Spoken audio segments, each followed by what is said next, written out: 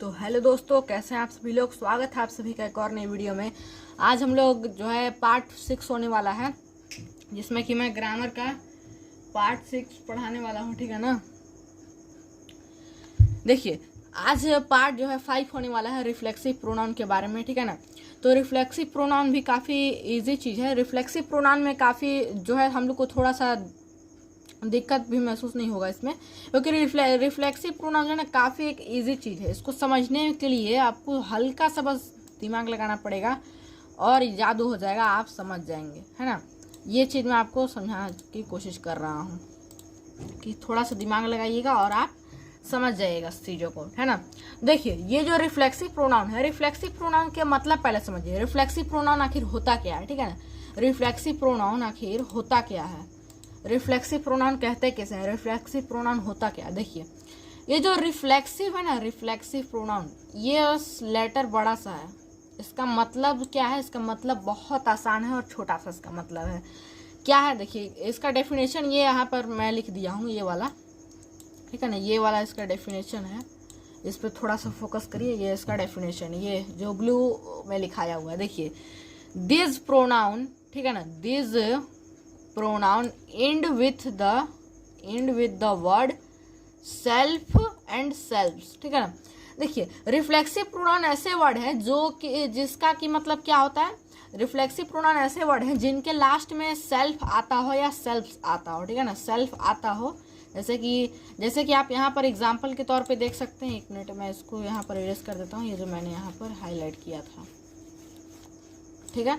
तो यहाँ पर आप एग्जाम्पल के तौर पे देख सकते हैं मैं क्या आपको बताना चाह रहा हूँ। ये देखिए एग्जाम्पल, माई सेल्फ लिखाया हुआ है ना, माई सेल्फ। तो ये देखिए माई सेल्फ कैसे लिखाएगा, पहले ये माई है, ठीक है। पहले मैंने यहाँ पर ऐसे ये माई लिखा, तो माई का मतलब तो मेरा हो गया। माई का मतलब क्या हुआ, माई का मतलब तो क्या हो गया, मुझे। माई का मतलब मैं हुआ, ठीक है ना। माई का मतलब मैं को आई भी बोल सकते हैं, माई भी बोल सकते हैं। क्लियर बात ये आपको। चलिए, अब माई का देखिए, माई सेल्फ यानी कि मैं, ठीक है ना, माई सेल्फ। अब माई के आगे क्या जुड़ गया, ये जो ये हिंदी लेटर को यहाँ से हटाते हैं, है ना। देखिए, माई के साथ क्या जुड़ गया, जो एम वाई माई है, इसके साथ क्या क्या ऐड हो गया बताइए। इसके साथ क्या ऐड हुआ, सेल्फ, ठीक है, सेल्फ, SELF। माई के साथ क्या ऐड हुआ, सेल्फ। तब जाकर के ये क्या बना, माई के साथ क्या ऐड हुआ, सेल्फ ऐड हुआ, तब जाकर के ये क्या बना, माई सेल्फ बना, ठीक है ना। तो इसी तरीके से जिन लेटर के लास्ट में सेल्फ आता हो उनको हम क्या बोलेंगे, जिन लेटर के लास्ट में सेल्फ आता हो उनको हम क्या बोलेंगे, रिफ्लेक्सिव प्रोनाउन बोलेंगे, ठीक है ना। जिन लेटर के लास्ट में सेल्फ आता हो उनको हम रिफ्लेक्सिव प्रोनाउन बोलेंगे। जैसे कि माई सेल्फ आपने बोल दिया। अब इसको चलिए फिर से एक करते हैं। देखिए, this pronoun and with the word self and selves, ठीक है। This pronoun and with the word self and selves.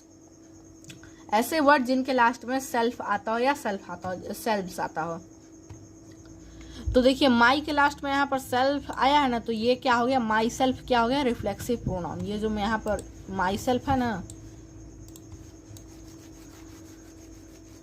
इसको इरेज कर दिया जाए। हाँ, ये जो यहाँ पर माई सेल्फ है ना, ये क्या हो गया, ये हो गया रिफ्लेक्सिव प्रोनाउन आपका, ठीक है। माई सेल्फ क्या हो गया आपका, रिफ्लेक्सिव प्रोनाउन। ये कुछ था आपका रिफ्लेक्सिव प्रोनाउन के बारे में चीज़ें थी जो कि मैंने आपको यहाँ पर बता दिया, ठीक है।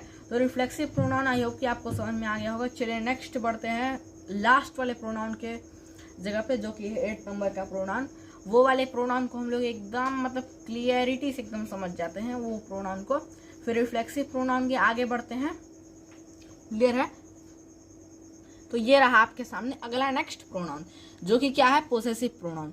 देखिए, पोजेसिव प्रोनाउन मतलब अधिकार, मतलब पोजेसिव मतलब क्या होता है, ये जो देखिए ये पोजेसिव मतलब है, ये यहाँ पर जो पोजेसिव लिखा हुआ है ये वाला शब्द, ये पोजेसिव, इसका मतलब क्या होता है, अधिकार होता है। मतलब कि हर एक जैसे इंसान का अधिकार होता है, अधिकार मतलब आप समझ ही रहे होंगे, आपको ज़्यादा समझाने की जरूरत नहीं। ऐसी चीज़ों को समझाने ज़्यादा नहीं जरूरत है जो कि पहले से लोगों को पता होती है, ठीक है ना। वो चीज़ मैं आपको ज़्यादा नहीं बता रहा हूँ। अधिकार मतलब आपको मतलब सबको ही पता होगा 100% लोगों को। देखिए पोसेसिव प्रोनाउन का डेफिनेशन एक है, मैं जो आपको पढ़ करके अभी समझा देता हूँ, उसको समझने की थोड़ी सी कोशिश जरूर करिएगा आप। देखिए पोसेसिव प्रोनाउन का डेफिनेशन कुछ इस प्रकार से है, this pronoun are used to indicate the possession of something, ठीक है ना। This pronoun are used to indicate मतलब इंडिकेट मतलब क्या होता है, इंडिकेट मतलब किसी चीज को इंडिकेट करना। जैसे कि मान लीजिए ये है ना, हाँ ये देखिए ये एक डॉट है यहाँ पर, ये देखिए ये मैंने एक डॉट बना दिया। अब आपको मैं बोलूंगा कि इस डॉट को आप इंडिकेट करिए, ये डॉट कहाँ पर है मेरे को ये बताइए, तो आप क्या बताएंगे, यहाँ से इस सर्कल से इसको ऐसे इंडिकेट करेंगे, ठीक है ना, इंडिकेट करेंगे। तो इंडिकेट मतलब किसी को मतलब बताना। अब मान लीजिए आपके दोस्त हैं, ठीक है ना, तो आप अपने दोस्त को किसी न किसी नाम से बुलाते होंगे जो आपके दोस्त का नाम होगा। मान लीजिए आपकी दोस्त का नाम राहुल है, ठीक है ना, आपके दोस्त का क्या नाम है, राहुल है मान लीजिए, तो आप उसको राहुल नाम से बुलाएंगे, तो आप उसका क्या मतलब राहुल नाम से बुलाएंगे तो राहुल नाम से उसको इंडिकेट करेंगे, मतलब राहुल बोल दिए तो मतलब वो जो खड़ा है वो दोस्त वही राहुल है, वो जो व्यक्ति खड़ा है वही राहुल है, वो इंडिकेट हो जाएगा इस प्रकार से, ठीक है ना। तो इसी को बोलते हैं इंडिकेट करना। तो आपको इंडिकेट का मतलब आई होप कि समझ में आ गया होगा। देखिए this pronoun are used to, यहाँ पर मैं लिख देता हूँ ना, आपको आसानी होगी, यहाँ पर लिख देता हूँ, चलिए यहाँ पर मैं लिख देता हूँ इसको। देखिए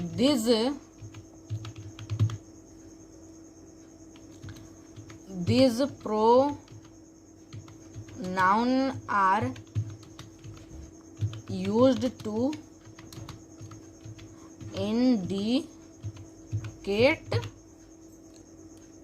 indicate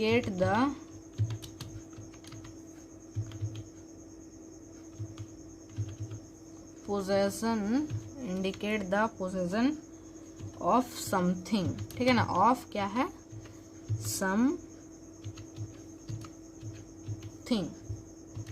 तो ये था इसका डेफिनेशन। तो आई होप कि डेफिनेशन आपको जो मैंने लिखा है समझ में आया होगा। नहीं समझ में आया तो कोई बात नहीं है, मैं आपको इसीलिए तो बैठा हूँ समझाने के लिए। नहीं समझ में आया तो एकदम बिल्कुल दिक्कत की बात नहीं है। जिन लोगों को समझ में आ गया हो, थोड़ा बहुत तो समझ में आया ही होगा कि मतलब ये है क्या, मतलब थोड़ा बहुत ऐसे जनरल तरीके से नॉलेज आई होप कि आपको हो ही गया होगा कि मतलब ये है कि आपको इतना तो समझ में आ ही गया होगा, है ना। इसको सही जगह पे,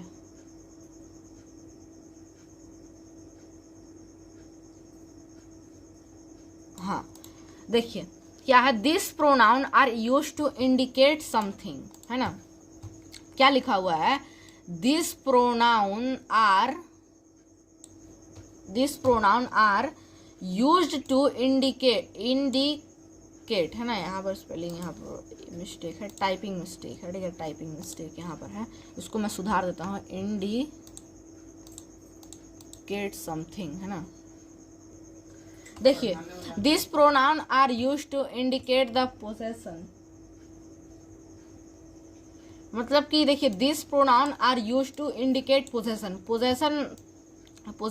का मतलब वही अधिकार होता है। तो मतलब किसी भी व्यक्ति के अधिकार को दिखाने के लिए हम इस प्रोनाउन का उपयोग करते हैं, ठीक है। किसी भी व्यक्ति के अधिकार को दिखाने के लिए हम इस प्रोनाउन का उपयोग करते हैं। तो वो क्या है वो मैं आपको अभी बता देता हूँ एग्जाम्पल के तौर पे। वो मैं आपको एक दो एग्जाम्पल लिखने से पता है क्या होता है, एक दो एग्जाम्पल लिखूंगा तो मैं आपको जो डेफिनेशन है और अच्छे से क्लियर हो जाएगा। जैसे कि एक एग्जाम्पल यहाँ पर हम लोग लिखते हैं एग्जाम्पल के तौर पर, ये क्या एग्जाम्पल के तौर पर हम लोग लिखते हैं आवर, ठीक है, आवर लिख दिया मैंने एग्जाम्पल के तौर पे दोस्तों, आवर, ये ठीक रहेगा यहाँ पर। ये देखिए एग्जाम्पल के तौर पे मैंने क्या लिखा है, यहाँ पर आवर लिख दिया। तो अब ये जो आवर है ये क्या दर्शा रहा है, जैसे कि आप मान लीजिए बहुत सारे लोग हैं, आपके दोस्त लोग हैं, तो हम पढ़ रहे हैं, कोई आपसे पूछे आप क्या कर रहे हो, तो हम पढ़ रहे, तो हमको आप क्या बोलेंगे, हमको आवर ही तो बोलेंगे। और जो हम आप बोल रहे हैं आवर बोल रहे हैं, मतलब हमारा, आवर मतलब क्या हो गया, हमारा, वी मतलब हम, तो आवर मतलब क्या हो गया, हमारा।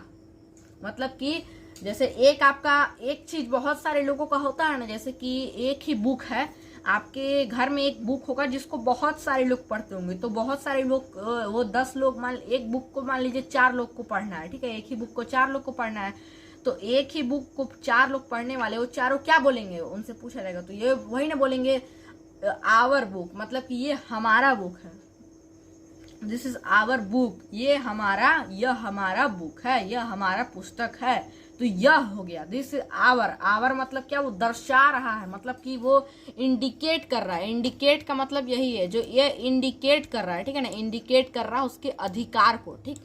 तो आई होप कि आपको पॉजेसिव प्रोनाउन जो है समझ में आया होगा, ठीक है।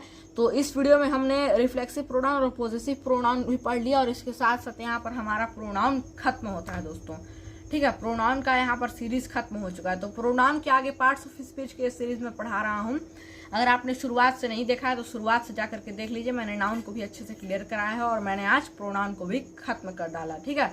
तो प्रोनाउन के आगे जो भी होगा, पार्ट्स ऑफ प्रोनाउन के आगे पार्ट्स ऑफ स्पीच में जो होगा उसको हम लोग पढ़ना शुरू करेंगे अगले वीडियो में, ठीक है। तो स्टे कनेक्टेड रहिए, चैनल को सब्सक्राइब कीजिए, बेल आइकन कॉल पे सेट कर लीजिए, ठीक है। आप चैनल से हमारे कनेक्ट हो जाएंगे, हम जो भी नए वीडियो डालेंगे आपको उस वीडियो की नोटिफिकेशन मिल जाएगी और आप वीडियो से हमेशा कनेक्ट रहेंगे, ठीक है। मैं कभी भी वीडियो डालूं आप वीडियो से कनेक्ट हो जाइएगा, बस सब्सक्राइब कर लीजिए चैनल को और बेल आइकन को ऑल पे कर लीजिए। और जिन दोस्तों ने इस वीडियो को नहीं देखा है, देखना चाहते हैं ऐसी वीडियोस को आपके दोस्त फ्री में, तो उनको ये लिंक, इस वीडियो को लिंक व्हाट्सएप पे जहाँ पे भी शेयर कर दीजिए, ठीक है।